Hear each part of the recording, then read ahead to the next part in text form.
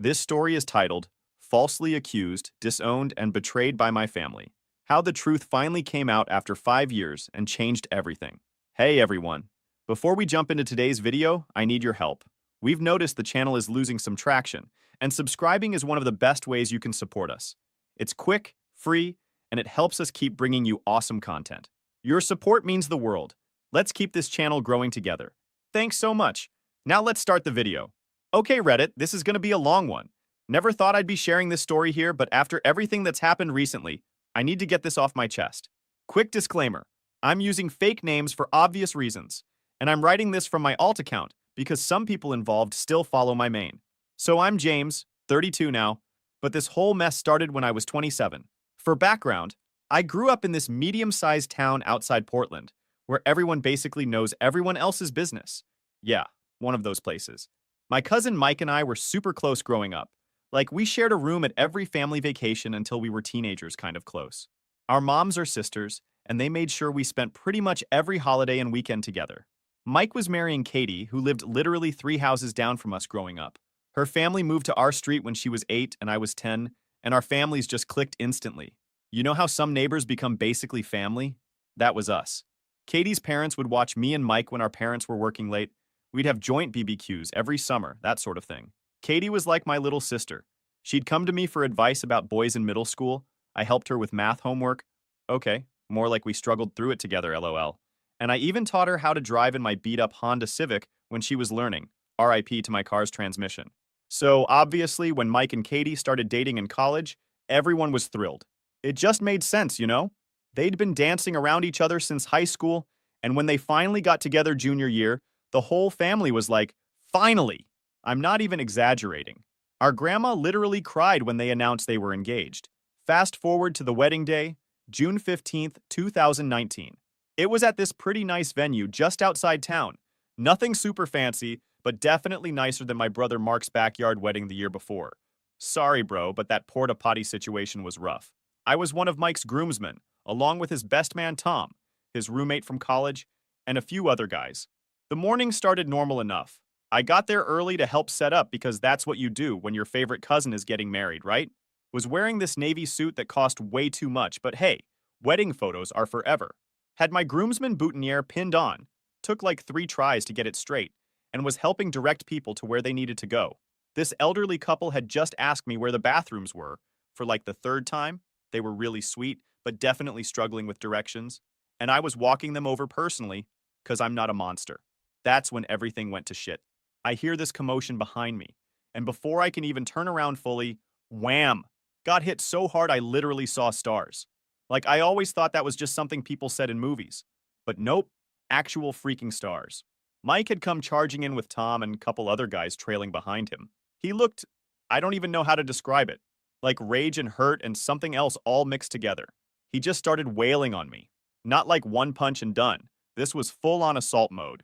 I'm not a small guy, 6 feet 1 inch, and I hit the gym occasionally, but Mike works construction, and he was just destroying me. The whole time he's screaming stuff like, "How could you?" And "I trusted you." Meanwhile, I'm just trying to protect my face and figure out what the hell is happening. Tom and 2 other groomsmen finally managed to pull him off me. By this point, I'm bleeding all over my fancy new suit. RIP to that too. Blood does not come out easily. My left eye is swelling shut, and I'm pretty sure my nose is broken. The elderly couple I was helping, they're just standing there in shock. The woman was crying. I still feel bad about ruining their day too. Someone, I think it was the venue manager, called for medical help. They wanted to call the cops too, but I managed to say no through my busted lip. Like, even though I had no idea what was happening, this was still Mike. We grew up together. No way was I getting him arrested. Ended up at this urgent care place a few miles away. The doctor kept asking if I wanted to press charges while she checked if my nose was broken. Fun fact, it wasn't broken, just badly bruised. Still have a tiny bump there though. She gave me this ice pack that was so cold it almost hurt worse than the punches. Okay, not really, but damn, those medical ice packs are no joke. That's when I got the text. You know those moments in movies where the character looks at their phone and their whole world changes? Yeah, it was one of those. Message from my dad. Wedding's canceled. Clear your stuff out of the garage by tonight. Quick context. I'd moved out years ago but kept some stuff stored at my parents' place.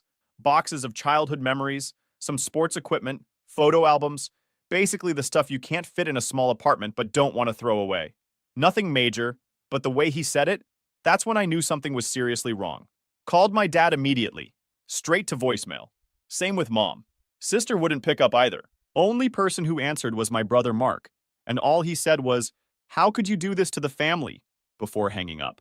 I'm sitting in urgent care with an ice pack on my face, looking like I just went 10 rounds with Mike Tyson, and nobody in my family will answer their phones. The nurse keeps giving me these sympathetic looks while I'm trying to call everyone I can think of, probably thinking I'm some guy who got in a bar fight at 11 a.m. wearing a suit. Yeah. Finally decided to just drive to my parents' house. Quick side note, trying to drive with one eye swollen shut is not fun. Do not recommend. Had to keep turning my whole head to check my blind spot, probably looked like some kind of deranged owl to other drivers. Pull up to my parents' place. Same house I grew up in. Typical suburban setup with the faded blue paint mom's been promising to redo for like 5 years. My sister Jenny's car is in the driveway, along with my brother Mark's pickup and my parents' vehicles. Great. Whole family's here. This should be fun. Walk in through the garage, still had my key at this point, and head into the kitchen. You know that feeling when you walk into a room and everyone stops talking immediately? Yeah. Multiply that by about 1,000. Mom's sitting at the kitchen island. Dad's by the coffee maker. Jenny's on her usual spot on the counter. She's 25, but still sits there like she's 12. And Mark's leaning against the fridge. First thing Mom does is gasp. Not like a subtle gasp, full-on soap opera style. "Oh my God, what did Mike do to your face?" Then immediately follows it with, "But how could you, James? How could you do this to the family?" The whiplash from concern to accusation gave me an even worse headache than I already had. That's when they finally tell me what's going on. Apparently, I've been having this steamy affair with Katie. Yes, that Katie. The girl who used to make fun of my acne in high school. The one who helped me pick out my first real girlfriend's birthday present. The person who literally called me, basically her big brother, in her college graduation speech. According to them, we'd been sneaking around for months. I literally laughed, like actually laughed out loud. Which, pro tip, don't laugh with a split lip. Hurts like hell. But it was just so ridiculous I couldn't help it. That's when Mark, my own brother who was best man at my wedding before my divorce, whole other story not relevant here, grabs this duffel bag from behind the couch and throws it at my feet. "Get your stuff and get out," he says, trying to sound all tough like he's in some movie. The bag's got maybe half of my stuff from the garage. Found out later he just grabbed random things. Got my old baseball cards but left all my photos from high school and college. "Thanks, bro." I tried explaining. Obviously. Kept saying this was insane. Asking for proof, trying to understand where this was even coming from. Dad just kept shaking his head saying stuff like, "We trusted you, and how could you do this to Mike?" Mom wouldn't even look at me. Jenny, who usually talks enough for the whole family, just sat there silent. Ask them what proof they had. Their response? "We just know." That's it. That's literally all they had. No screenshots of texts, because there weren't any. No photos of us together except, normal family photos from the last 15 plus years. Nothing. They just knew. The worst part? These are the people who know me. Mom and Dad, who raised me to always tell the truth. Who literally grounded me for a month in 8th grade when I lied about finishing my science project. Jenny, who used to come to me with all her problems because I was the reasonable one in the family. Mark, who I helped move apartments 3 times because he's too cheap to hire movers. They all just decided I was guilty. No questions asked. I tried calling Katie, straight to voicemail. Texted her, no response. Called her parents' house. Yes, they still had a landline. Mr. H answered and told me if I ever called again, he'd call the police. Real Christian behavior there. Mr. Everyone deserves forgiveness. H left my parents' house in a daze. Didn't even grab the bag Mark threw at me. Just got in my car and drove. Ended up at Murphy's, this bar downtown I'd been going to for trivia night every Thursday for like 4 years. The bartender Dave takes one look at my face and starts pouring my usual whiskey sour, basic, I know. Then Mike's college roommate walks in for his shift, sees me, and suddenly Dave's telling me I need to leave. Apparently, I'm not welcome there anymore. Cool. Real cool. Drove home to my apartment. Tried calling Katie again. Nothing. At this point, my phone's blowing up with texts from random family members and family friends. Everyone's got an opinion. Everyone knew we were too close. Suddenly, every time Katie and I hung out or talked was suspicious. That time I helped her move apartments after college? Obviously, we were hooking up. The fact that her boyfriend at the time helped too? Conveniently forgotten. Had to turn my phone off. Just sat there in my dark apartment with a bag of frozen peas on my face. Ice pack from urgent care had melted. Trying to figure out how my entire life had imploded in the span of about 6 hours. Called in sick to work for Monday. How do you explain to your boss that your face looks like a professional boxer's punching bag because your cousin thinks you're sleeping with his fiancé? Yeah, that's not a conversation I wanted to have. The next few weeks were absolute hell. You don't realize how interconnected your life is with your family until they all suddenly decide you're dead to them. Quick example. Tried to go to my regular gym Monday morning. Figured exercise might help clear my head. Guess who's there? Mike's workout buddy Steve, who apparently now manages the place. Suddenly my membership is being reviewed, and I should try a different location. It's like the whole town was playing this twisted game of 6 degrees of separation, except it was 6 degrees of ways to screw over James. My regular coffee shop? Barista is Katie's cousin's best friend. Local grocery store? Owner goes to church with Mike's parents. Even my freaking dentist canceled my cleaning appointment. His kid plays Little League with Mike's nephew or something. The work situation was fun too. Had to explain to my boss why I looked like I'd been in a bar fight. Tried to keep it vague, but Susan from accounting overheard, because of course she did. And by lunch break, the whole office knew. Got called into HR because apparently someone, thanks Susan, was concerned about my personal conduct. Had to explain to this 23-year-old HR rep that no, I wasn't engaging in inappropriate relations with anyone, while she looked at me like I was some kind of soap opera villain. Finally managed to get hold of Katie after about a week. That first call was rough, like nuclear explosion level rough. Started with her screaming at me for ruining her life, and me yelling back about how my life was ruined too. But somewhere between the yelling and the crying, yes, I cried, judge me all you want, we actually started listening to each other. Turned out her side of things was even worse than mine. Her super religious parents had basically excommunicated her, like full-on you're dead to us style. Her dad even called their priest to see if they could get her formally excommunicated from the church. Spoiler, that's not how it works, Mr. H. Her mom had already packed up all her childhood stuff in garbage bags and left them on the front porch. Real classy. Katie's work situation was a nightmare, too. She was a project manager at this big marketing firm downtown, but her team lead was Mike's cousin on his mom's side. Suddenly, all her projects were being reassigned, and she was getting written up for being unfocused at work. Yeah, wonder why she might be unfocused when her entire life was imploding. We started comparing notes over text. Calling felt too risky. Didn't want anyone overhearing and starting more rumors. Neither of us had any idea where these accusations came from. Every time we asked anyone for proof, they'd just say stuff like, everyone knows, or it was obvious. Like, what? What was obvious? The fact that we'd known each other since we were kids? That we could actually hold a conversation without it being weird? The one time I managed to corner Mike, ran into him at the gas station. He couldn't exactly run away while pumping gas. His response was, I saw the way you looked at her. The way I looked at her? Are you kidding me? I looked at her the same way I looked at Jenny, because she was basically my sister. Remember that duffel bag of stuff from my parents' garage? Yeah, finally went back to get the rest of my things about 2 weeks later. Mom had boxed everything up and left it in the garage. Didn't even label the boxes, just threw everything in randomly. Found my high school graduation photos mixed in with old Christmas decorations. My college diploma was stuffed in with some old sports equipment. Cool. Real cool, Mom. The social media fallout was fun too. Got blocked by pretty much everyone in the family. Katie's sister, who I'd helped with her college applications, posted this vague status about snakes in the family that got like 200 comments.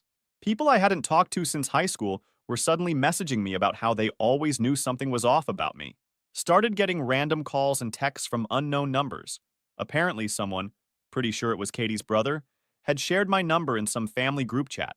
Had to change my number after getting bombarded with lovely messages calling me everything from a homewrecker to, well, you can imagine. The worst part? Some of these people had known me my entire life. Mrs. D from down the street, who used to give me cookies every time I mowed her lawn in high school, crossed the street to avoid me. Mr. P from the hardware store, who taught me how to fix a leaky faucet when I bought my first apartment. Suddenly, his store was closed for inventory every time I tried to go in. Katie and I eventually realized we needed to get out. This town was suffocating us. Everyone had already decided we were guilty, and nothing we said or did was going to change their minds. We couldn't even meet up to talk about it in person, because people would definitely see us and think it proved everything. Got real tired of defending myself against something I didn't do. How do you prove a negative? How do you prove something didn't happen? It's impossible. And apparently, in the eyes of everyone we knew, the fact that we couldn't prove our innocence meant we must be guilty. After about 2 months of living like a hermit and having DoorDash drivers give me weird looks, pretty sure someone told them I was that guy, I decided enough was enough. Applied for a transfer at work. Thankfully, my company has offices in Seattle. My boss was surprisingly cool about it. Probably just wanted to get rid of the office drama TBH. Katie and I had our last conversation before leaving town.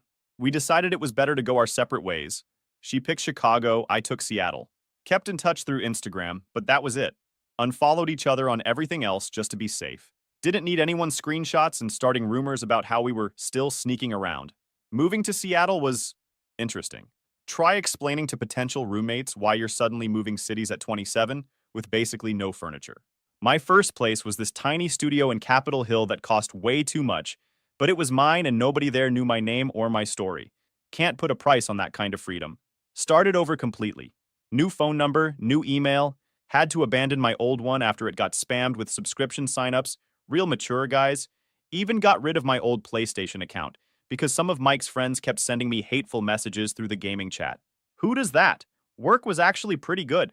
Nice thing about being the new guy is nobody asks too many questions about your past. Just told people I needed a change of scenery. Not technically a lie, right? Threw myself into work. Started hitting the gym regularly. Different chain than my old one, obviously. Tried to build some kind of routine. Found this cool bar called The Crocodile that did trivia nights on Wednesdays. Different vibe than Murphy's back home, but the bartenders didn't look at me like I was Satan incarnate, so that was an upgrade. Started going regularly, met some decent people. First time in months I felt like I could breathe. Then came the work, BBQ, that changed everything. It was summer 2021, one of those rare, perfect Seattle days where it's not raining and not too hot.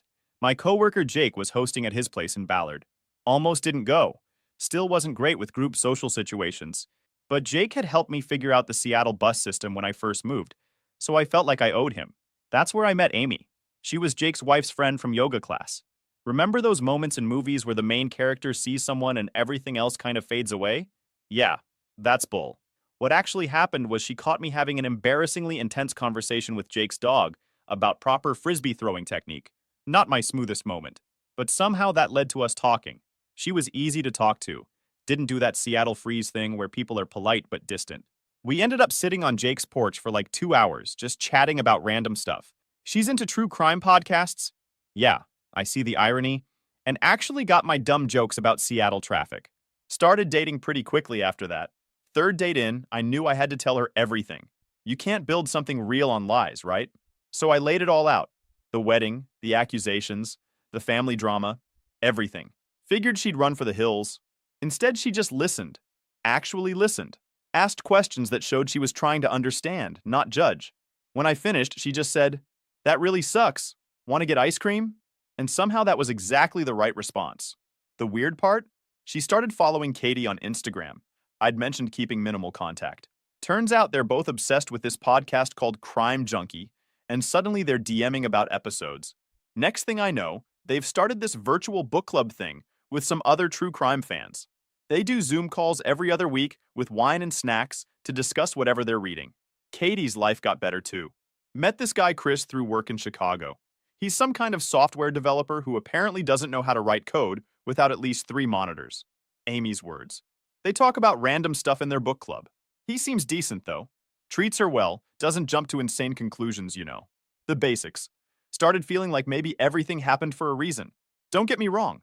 Still sucked losing my family and hometown. Still have days where I miss my mom's cooking, or wonder what my nieces and nephews look like now. But I've built something good here. Real friends who actually trust me. A girlfriend who listens. A life that's actually mine. The funny thing is, I actually like Seattle me better than Portland me. Portland me was always trying to keep everyone happy, walking on eggshells around family drama. Seattle me just lives, goes to work, plays video games, takes Amy to try new restaurants, exists without constantly looking over my shoulder. Found out through Katie that her parents still badmouth me at church. Apparently, I'm their cautionary tale about wolves in sheep's clothing or whatever. Cool. Good to know 5 years later they're still talking about me. Real healthy. Mr. and Mrs. H. So there I was, living my best Seattle life. Had a good job, awesome girlfriend, Even started taking cooking classes. Turns out I'm decent at pasta. Everything else is still a work in progress. Then, last month happened, and suddenly it's like the past came crashing back like a bad hangover. It started on a Tuesday. Amy works from home most days because her company went remote after COVID and never went back. She usually walks to this Mediterranean place down the street for lunch.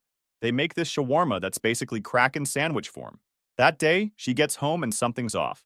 There's this note stuck to our door. Not like a "sorry we missed your delivery" note or a flyer for lawn care. We live in an apartment, but sure, keep leaving those. Just a plain white paper that says, "We need to talk. I'll be back tonight." No name, no number, nothing. Just that. Now, my name's on the mailbox. Amy kept her old place as a rental, so she's not on the lease. So Amy figured it was for me. She calls me at work, which never happens because she hates phone calls and usually just texts. I can tell she's freaked out because she's doing that thing where she talks super fast and forgets to breathe between sentences. I leave work early because who wouldn't? Get home, and Amy's got all the doors locked and is holding her old softball bat from college. She played D1 softball at WSU and still has a mean swing. We do batting cages sometimes, and she consistently kicks my ass. But seeing her actually scared enough to grab the bat, that hit different. We stayed up late that night waiting.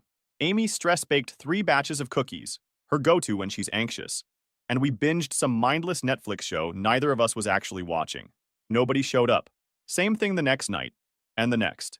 Just when we were starting to think it was maybe some weird prank or a mistaken address, it happened. Friday night, around 8:30. We'd just finished dinner, ordered in because neither of us wanted to cook, when someone knocked on the door. Look through the peephole and my stomach just drops. It's Mike. Standing there in what looks like yesterday's clothes, clearly hadn't shaved in days, swaying slightly like he's either drunk or really tired. Or both. Amy grabs her bat, told her it wasn't necessary but wasn't going to argue, and I open the door but keep the chain on. Security chain probably wouldn't stop him if he decided to go full rage mode again, but figured it was better than nothing. The conversation went something like this. Mike: "Hey, can I come in?" Me: "Absolutely not." Mike: "Come on, man, I just want to talk." Me: "Last time you wanted to talk, I ended up in urgent care." Mike, looking at his feet: "Yeah, about that. I came to apologize." Me: "Apology accepted. Goodbye." Started closing the door. Mike: "Wait, I know the truth now. About everything." Me: "Cool story. Still not letting you in." Mike: "I need to apologize to Katie too. Can you give me her contact info?" Me: actually laughed. "Yeah, that's not happening." Mike: "Please, I just want to make things right." Me: "You had 5 years to make things right. 5 years of silence. Now you show up at my door expecting what exactly?" He kept trying to talk, but I'd had enough. Told him I'd let Katie know he was trying to reach out, and if she wanted to talk to him, she could make that choice herself. Then I shut the door. Through the door, I heard him yell something about unblocking my mom because she wanted to talk. Went back to the living room where Amy was still holding her bat like she was ready for baseball season. Called Katie right away. Figured she needed to know Mike was suddenly trying to make contact. She was as thrown as I was. Made it very clear she didn't want me giving Mike her info, which I totally got. The whole thing messed with my head more than I expected. Had trouble sleeping that night. Kept thinking about Mike showing up like that. He looked rough. Not just unshaved and rumpled, but like, defeated? Not the same guy who'd tried to rearrange my face 5 years ago. Amy was amazing through all of it. She's usually this goofy, laid-back person who makes bad puns and dances while doing dishes. But that week she went full protective mode. Installed a Ring doorbell the next day. We're renters. But she said she'd rather lose the deposit than feel unsafe. Started working from the coffee shop downstairs instead of at home. Even called her brother, who's a cop in Tacoma, to ask about restraining orders, just in case. Took me a couple of days to decide what to do about my mom. Finally unblocked her number, but sent a text instead of calling. "I hear you want to talk." Figured that ball was in their court now. After 5 years of silence, they don't get to just show up and expect everything to be fine. After Mike's surprise visit, my mom started texting, not calling. Guess she figured out I wasn't ready for that. Here's how that first exchange went. Mom: "We want you to come home." Me: "I am home." Mom: "You know what I mean. We want to apologize and have you back in the family." Me: "What brought this on?" Mom: "We know what really happened now." Me: "Only took 5 years." Cool. Yeah, I was being petty. Sue me. Finally, after some back and forth, she spills it. 2 years after the wedding that wasn't, Mike married Jessica. She was this girl from his gym. Turns out she's the one I saw at Katie's wedding, the bridesmaid sitting alone looking uncomfortable. Makes sense now. Their marriage was apparently a disaster from day one. Constant fighting, trust issues, the works. During one of their bigger fights about 6 months ago, Jessica let something slip. Said something like, I didn't wreck Emily's relationship just to spend my marriage hearing about her. Yeah, let that sink in. Turns out Jessica had made the whole thing up. All of it. She had a thing for Mike, saw how close he was with Katie, and decided to remove the competition. Told Mike she'd seen Katie and me together, fed him all these details about supposed meetups and secret messages. But when Mike demanded proof, she couldn't provide any. Because, it never fucking happened. And here's the kicker. When Mike brought these accusations to the family, everyone just believed it. No questions asked. Their logic? Mike wouldn't ruin his own wedding unless he was sure. Because apparently being sure means taking the word of some random girl from the gym over people you've known your entire life. Not one person in either family stopped to actually talk to me or Katie. Not one person asked for proof.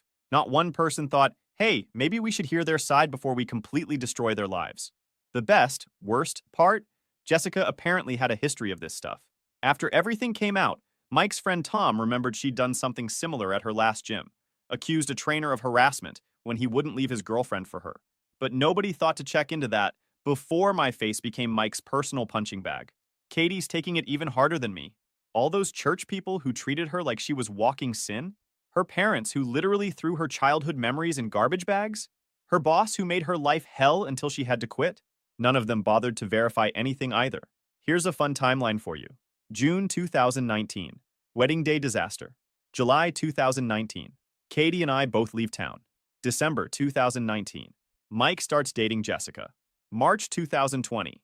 They get married. Yeah, rushed much? August 2021. I meet Amy. September 2024. Jessica finally admits she made it all up. October 2024. Everyone suddenly wants to apologize. 5 years. 5 whole years of being the family pariah. 5 years of missing birthdays, holidays, weddings, births.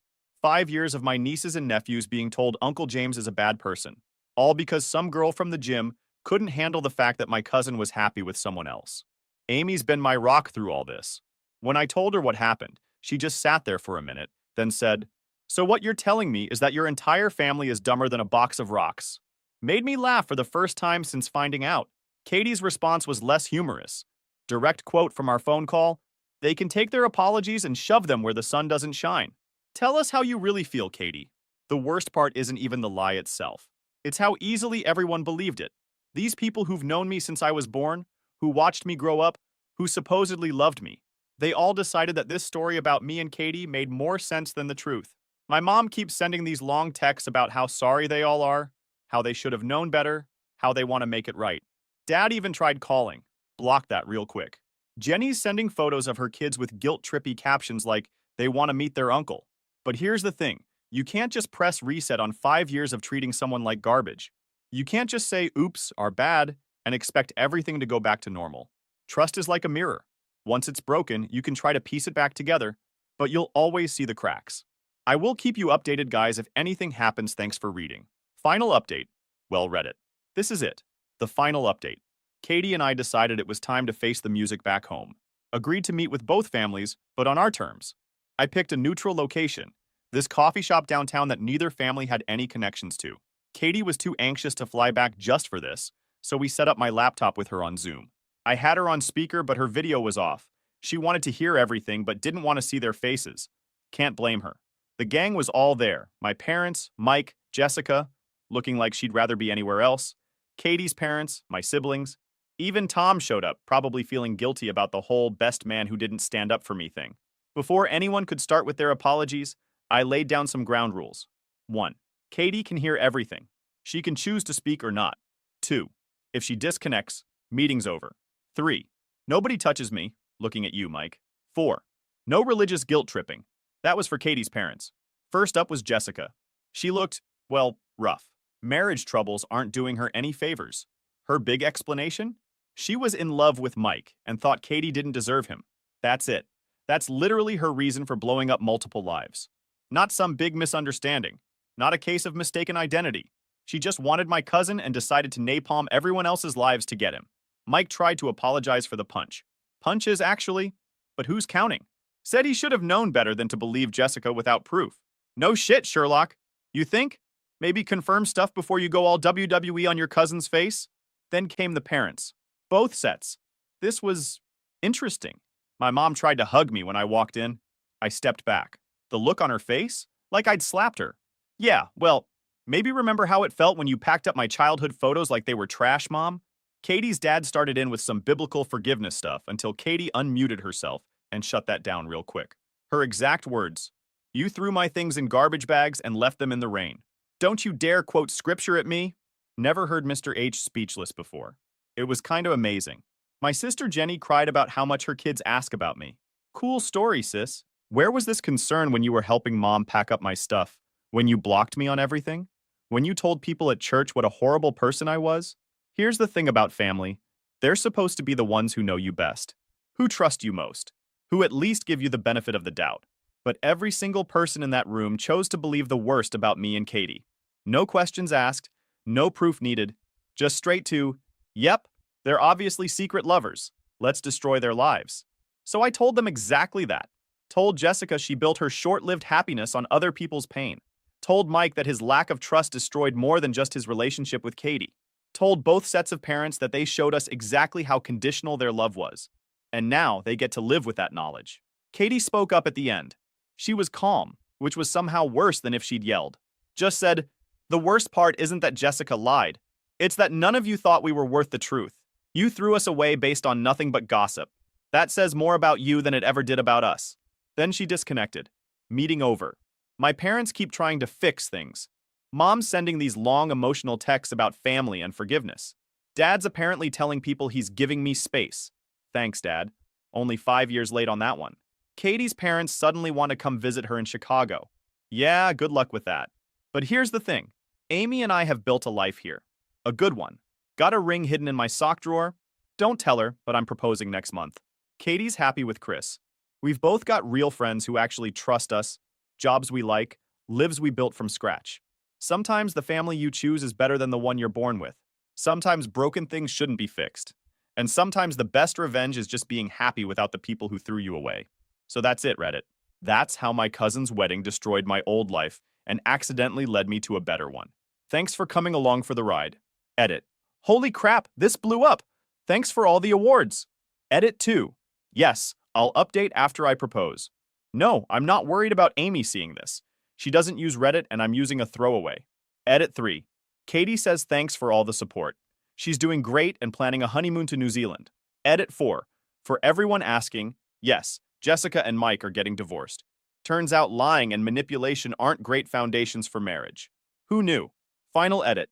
To everyone saying I'm being too harsh, maybe.